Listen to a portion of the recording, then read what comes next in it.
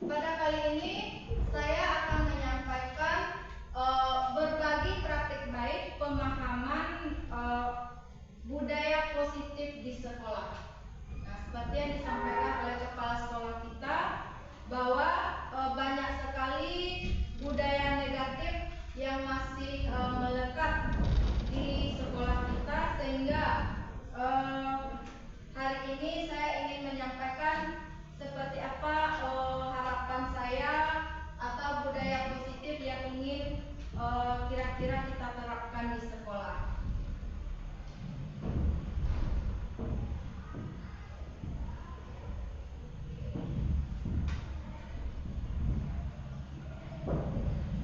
Sebagai konsep utama modul budaya positif ini ada 7 buah. Yang pertama itu perubahan paradigma belajar, disiplin positif, kebutuhan dasar manusia, motivasi perilaku manusia, posisi kontrol restitusi, keyakinan kelas, dan segitiga restitusi. Pembelajaran dengan paradigma baru. Untuk kurikulum merdeka kita sudah tidak asing lagi dengan yang namanya pelajar Pancasila, yaitu ada 6 buah pelajar Pancasila itu. Yang pertama itu beriman kepada Tuhan Yang Maha Esa dan berakhlak mulia, mandiri, bernalar kritis, berkebinekaan global, bergotong royong, dan kreatif. Pembelajaran dengan paradigma baru dirancang berdasarkan prinsip pembelajaran yang terdiferensiasi sehingga siswa belajar sesuai dengan kebutuhannya, tahap perkembangannya untuk mewujudkan profil pelajar Pancasila yang terpilih. Nah, karena selama ini saya pribadi itu mengajarkan sering mengajarkan dengan metode metode ceramah, menyampaikan materi saja, kadang tidak melibatkan murid dalam pembelajaran. Namun paradigma itulah yang akan kita rubah dengan menyesuaikan apa kebutuhan murid kita di dalam kelas. Selanjutnya, pembelajaran dengan paradigma baru, yaitu bahwa disiplin adalah suatu yang dilakukan seseorang terhadap orang lain untuk mendapatkan kepatuhan. Kita cenderung menghubungkan kata disiplin dengan ketidaknyamanan. Nah, tentu kita tidak asing lagi dengan kata-kata disiplin ya Bapak Ibu. Sebagai pendidik, tujuan kita adalah menciptakan anak-anak yang memiliki disiplin diri, sehingga mereka berperilaku dengan mengacu pada nilai-nilai kebajikan yang universal dan memiliki motivasi intrinsik dan bukan motivasi ekstrinsik. Dalam artian motivasi itu timbul dari dirinya. Kalau ekstrinsik tanpa kita kasih nanti anak-anak kalau dapat ini dikasih hadiah, kan gitu. Sering seperti itu untuk menimbulkan motivasi. Nah, paradigma barunya harusnya kita menciptakan motivasi itu tumbuh sendiri dari diri anak tersebut tanpa ada iming-iming dibuat. Jadi disiplin positif merupakan salah satu cara penerapan disiplin yang bertujuan untuk menumbuhkan kesadaran serta memberdayakan anak untuk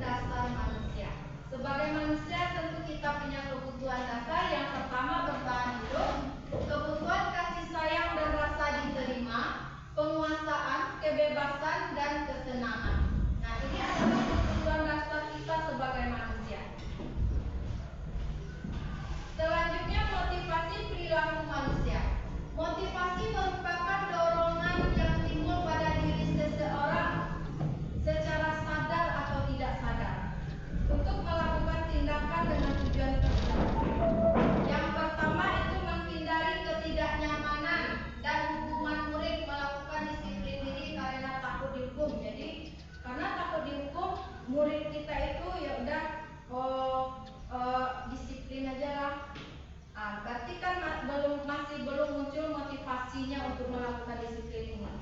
Yang kedua, penghargaan dari orang lain. Murid melakukan disiplin diri karena ia ingin mendapatkan imbalan. Nah, anak-anak nanti yang bisa membuat ini dikasih kue ya. Nah, itu adalah imbalan. Jadi ada motivasinya untuk mendapatkan kue. Yang ketiga, menghargai nilai-nilai kebajikan dirinya.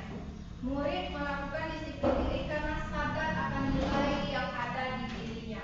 Jadi itu adalah 3 bentuk motivasi diri. Yang selanjutnya, konsep disiplin dengan identitas gagal. Kenapa identitas gagal? Karena memang tumbuh disiplin diri itu tumbuh karena satu hal. Yang pertama itu hukuman. Kadang hukuman itu menyakitkan, tidak menyakitkan fisik ataupun nanti bisa jadi menyakitkan hati dari siswa kita.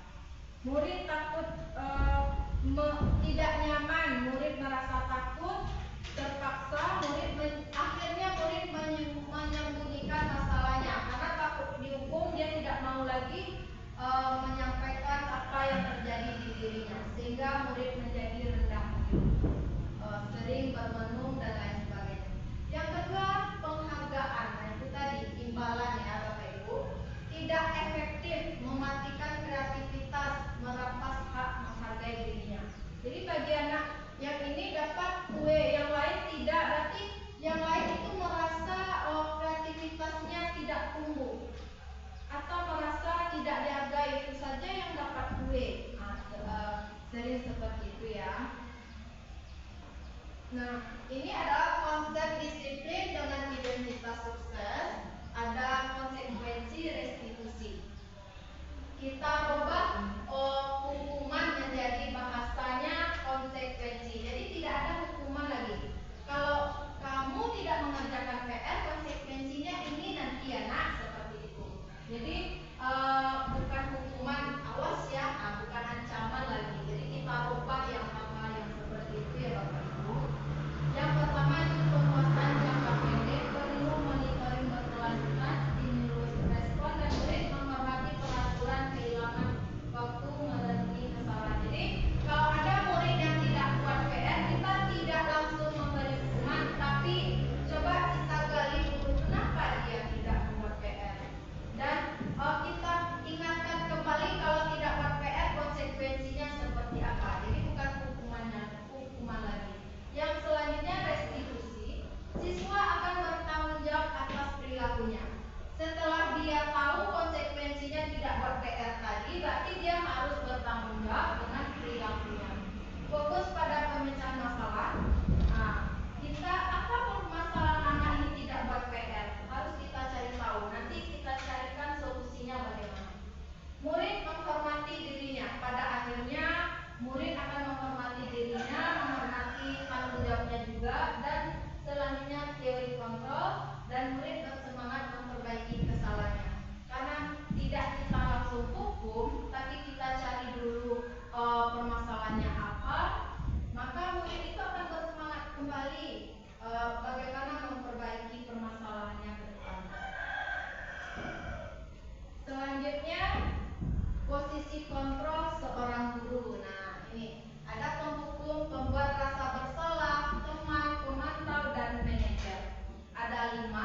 Nah, saya sendiri sebagai guru juga sering melakukan ini, penghukum itu dalam artian langsung menghukum anak gitu. Yang selanjutnya pembuat merasa bersalah.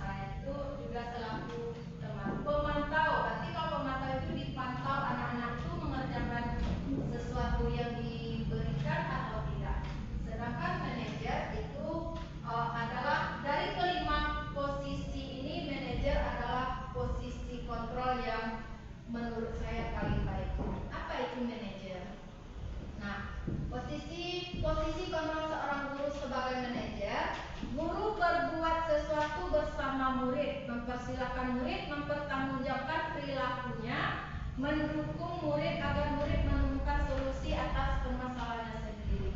Contohnya ada kita menemukan murid yang sering datang terlambat ke sekolah. Kita tanya dulu, kenapa? Apa alasannya datang terlambat? Jadi bersama-sama kita mencarikan solusi bagaimana agar anak ini nanti tidak terlambat lagi. Posisi manajer mengacu pada restitusi yang dapat menjadikan murid sebagai manajer bagi dirinya sendiri, sehingga tercipta identitas positif atau berhasil pada murid. Maksudnya di sini adalah setelah kita mencarikan solusi, anak itu mampu bertanggung jawab atas kesalahannya, maka kita akan berhasil dalam menciptakan identitas positif terhadap anak. Apalagi sampai anak itu mampu nanti memperbaiki kesalahannya. Selanjutnya ada keyakinan sekolah atau kelas. Keyakinan sekolah atau kelas itu berbeda dengan peraturan sekolah. Kalau peraturan sekolah itu sudah ada, sudah muncul dia, sudah tercipta. Sedangkan keyakinan kelas ini kita buat bersama-sama dengan murid. Guru berperan dalam mewujudkan terbentuknya keyakinan sekolah atau kelas dengan adanya kesepakatan guru dan murid. Jadi berbeda ya peraturan sekolah dan keyakinan kelas. Keyakinan sekolah atau kelas berupa pernyataan universal yang mudah diingat, dipahami, dan harus diterapkan dalam lingkungan sekolah. Selanjutnya cara pembentukan keyakinan kelas. Yang pertama lebih abstrak dari peraturan. Yang kedua dibuatkan dalam bentuk positif. Jadi misalnya jangan terlambat, kita rubah nanti datang tepat waktu begitu. Sesuai dengan kondisi kelas atau sekolah agar mudah diterapkan. Melibatkan semua warga sekolah. Jadi harus kita libatkan ya Bapak Ibu. Untuk membuat keyakinan kelas itu harus melibatkan seluruh anak murid kita. Yang selanjutnya segitiga restitusi dalam penyelesaian masalah. Guru yang berperan sebagai manajer menggunakan segitiga restitusi dalam menyelesaikan masalah melalui 3 tahapan. Yang pertama, menstabilkan identitas, validasi tindakan yang salah, dan menanyakan keyakinan. Tujuannya adalah menghasilkan murid yang mandiri dan bertanggung jawab.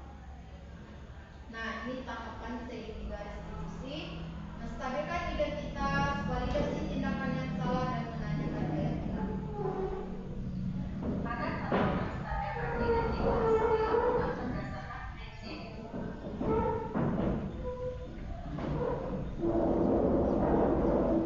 menstabilkan identitas itu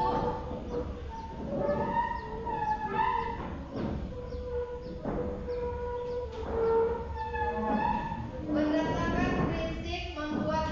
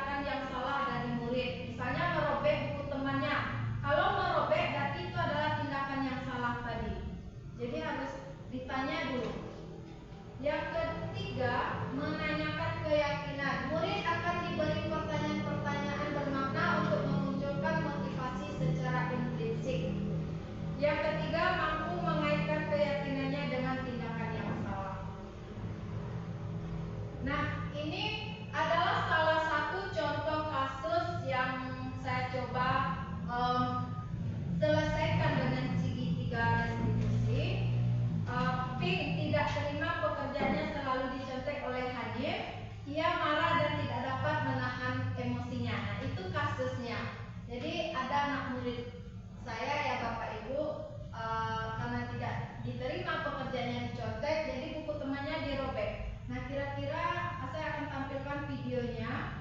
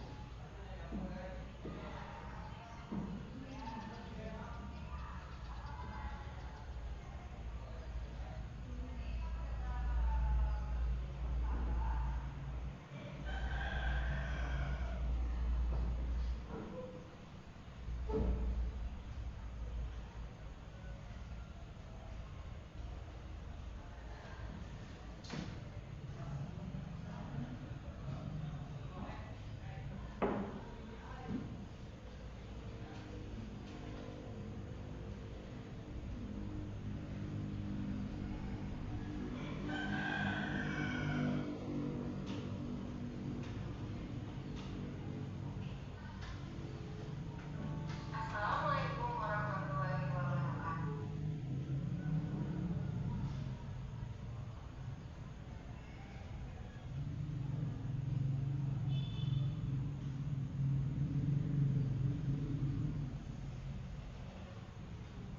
Tahapan segitiga restitusi untuk menyelesaikan permasalahan ini.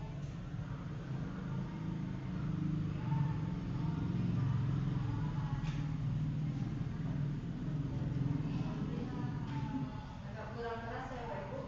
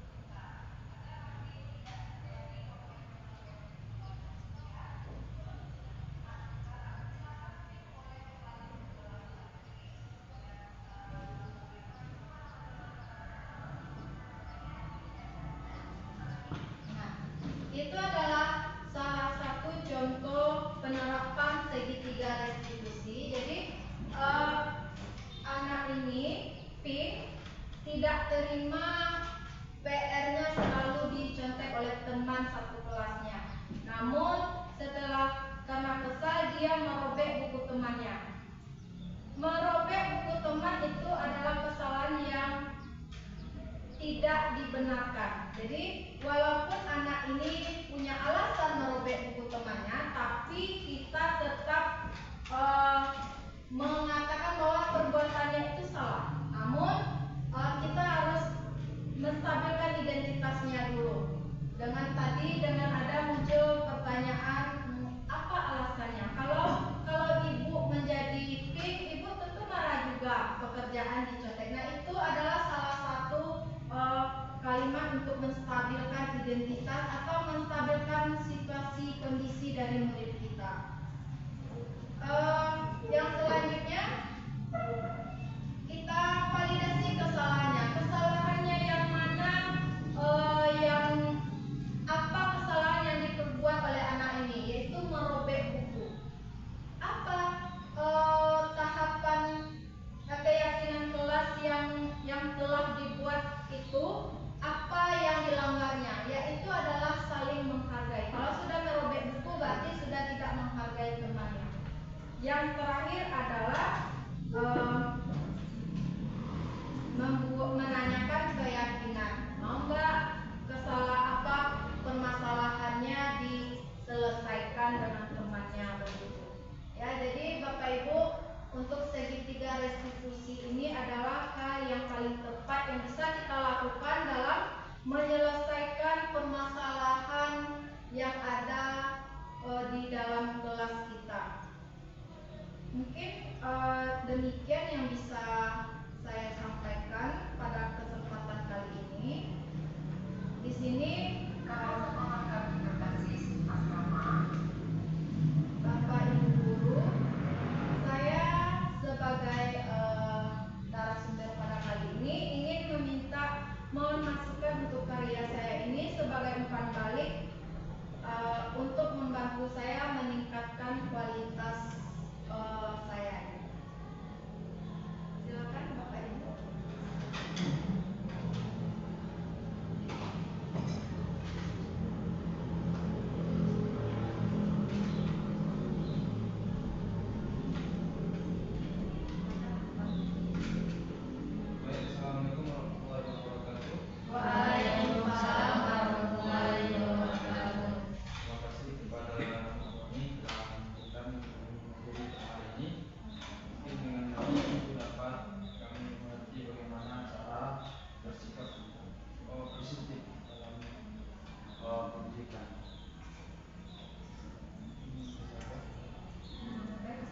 Terima kasih Ustadz atas masukannya atau umpan baliknya.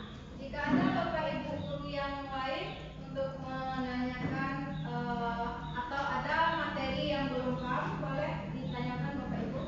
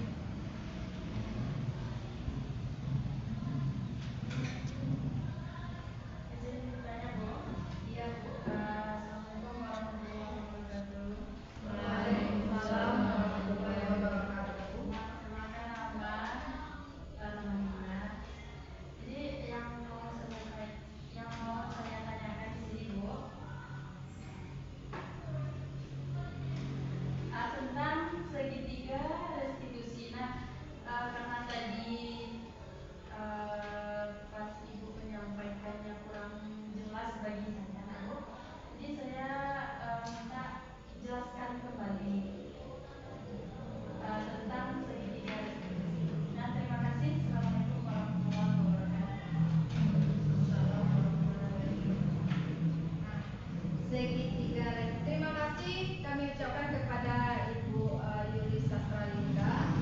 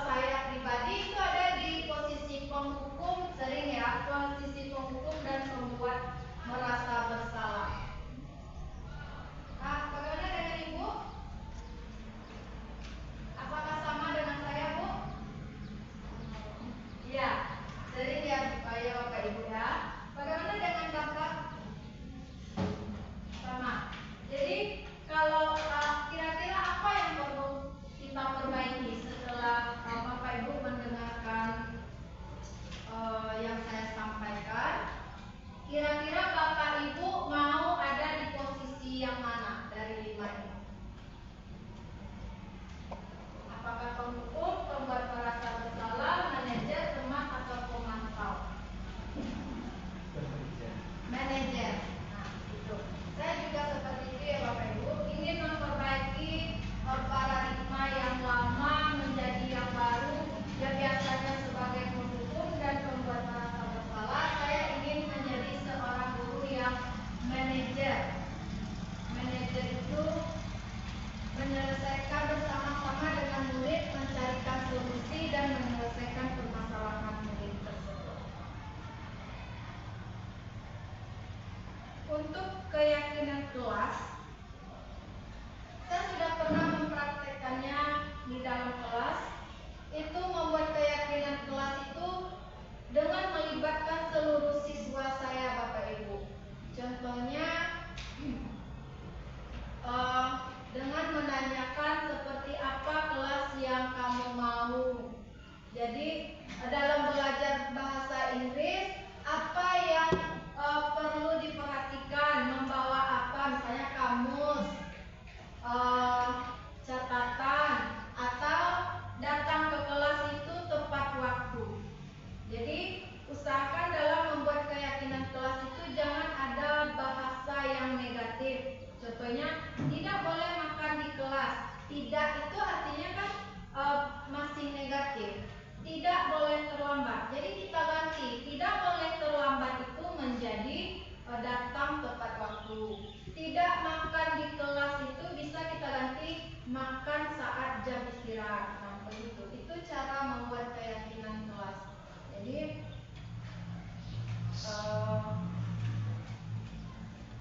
peraturan-peraturan kelas yang kita buat dengan murid setidaknya mudah diingat oleh murid-murid kita. Contohnya tadi, ketika ada masalah, kita ingatkan kembali apa keyakinan kelas yang sudah kita buat, apa yang dia langgarnya. Seperti kasus Pink tadi, berarti sudah tidak menghargai temannya. Jadi kedua belah pihak sama-sama tidak menghargai, tidak menghargai teman satu kelasnya. Jadi diingatkan kembali. Nah, proses-proses inilah tertuang dalam segitiga restitusi tersebut. Begitu ya Bapak Ibu.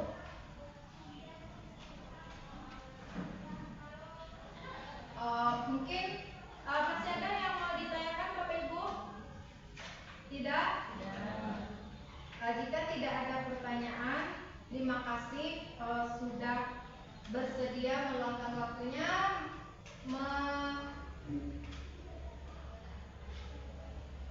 dan memberikan umpan balik pertanyaan atas kegiatan saya pada pagi hari ini. Semoga bermanfaat untuk diri saya sendiri dan bermanfaat untuk Bapak Ibu guru. Saya berharap disiplin positif, budaya positif ini bisa kita terapkan di sekolah kita yang di sekolah di SMP Mahkamah ini. Semoga apa yang kita harapkan dari murid kita bisa terwujud hendaknya di kemudian hari. Saya akhiri dengan mengucapkan Assalamualaikum warahmatullahi wabarakatuh. Waalaikumsalam warahmatullahi wabarakatuh. Baiklah.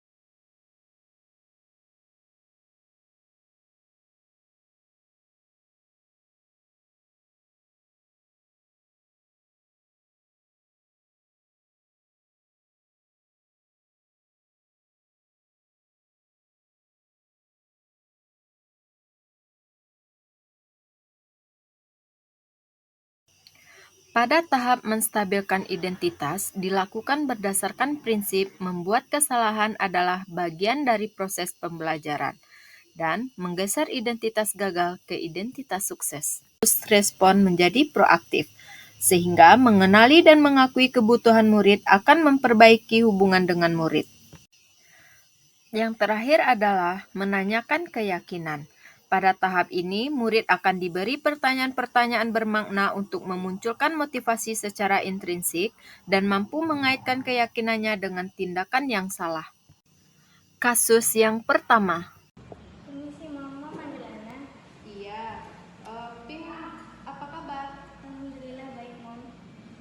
Tadi Mam dengar kabar, ketua kelasnya melaporkan Ping bertengkar ya sama teman di kelas. Iya, Mom. Kenapa?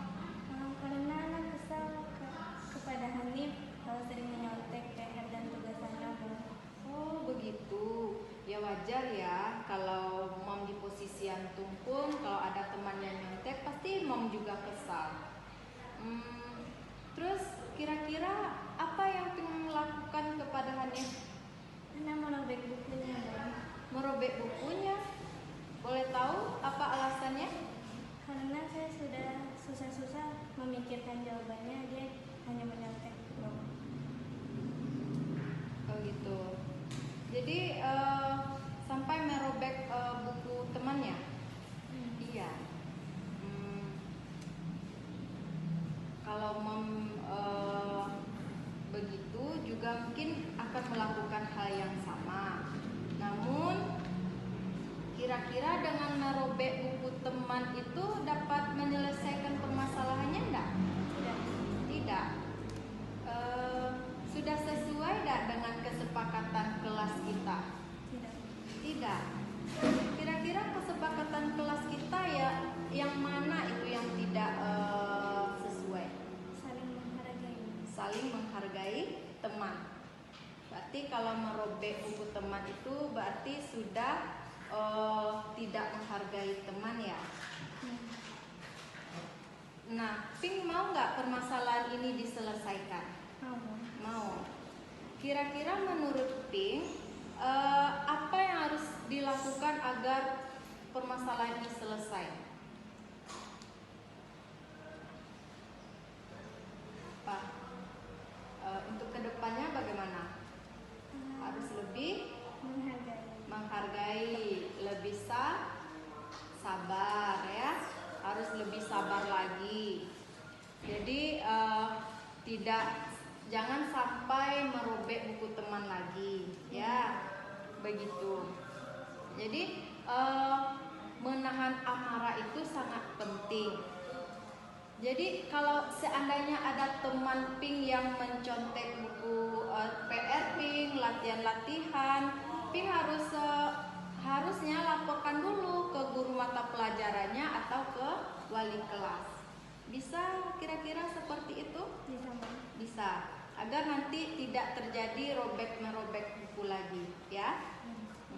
Nah, sekarang silakan Ping boleh kembali ke kelas lagi dan perbaiki kesalahan-kesalahan, ya. Jadi wajar kita berbuat kesalahan, namun harus ada solusinya, ya. Oke, silakan Ping.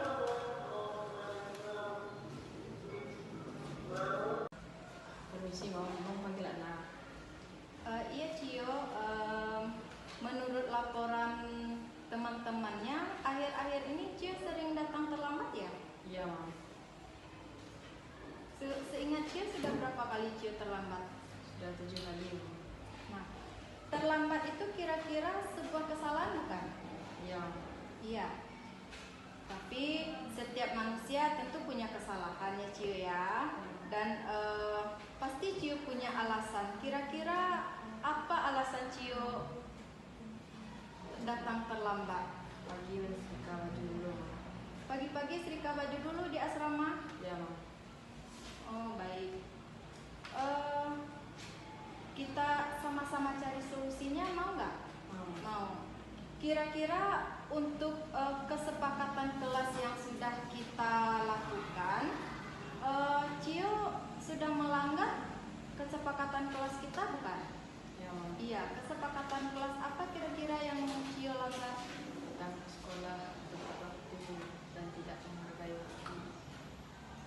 Disiplin. Disiplin. Kira-kira disiplin itu penting nggak untuk kita? Penting, Mom. Kenapa penting? Karena datang ke sekolah tepat waktu dan menghargai waktu. Nah, penting ya Cio. Disiplin itu sangat penting untuk menghargai waktu, menghargai teman-teman, orang-orang yang ada di sekitar kita. Jadi kalau begitu, apakah datang terlambat itu sudah sesuai dengan kesepakatan kelas kita? Ya. Tidak. Nah Cio, kalau gitu Cio setuju nggak cari solusinya gimana? Setuju, Mom. Nah, kira-kira menurut Cio apa solusinya? Kan pagi-pagi datang terlambat karena mensetrika baju. Sebaiknya Cio kapan mensetrika baju ini? Malam sebelum Gitu, Mom. tidur. Jadi kalau ada waktu Cio sebaiknya setrika baju itu malam aja ya. Jadi pagi Cio nggak perlu lagi datang terlambat, buru-buru setrika baju dan lain sebagainya. Bisa dipahami kira-kira? So, Nah, untuk itu nanti Mam buat koordinasi dengan pembina asramanya untuk supaya memberikan waktu kepada Cio mensetrika bajunya malam sebelum tidur. Bisa?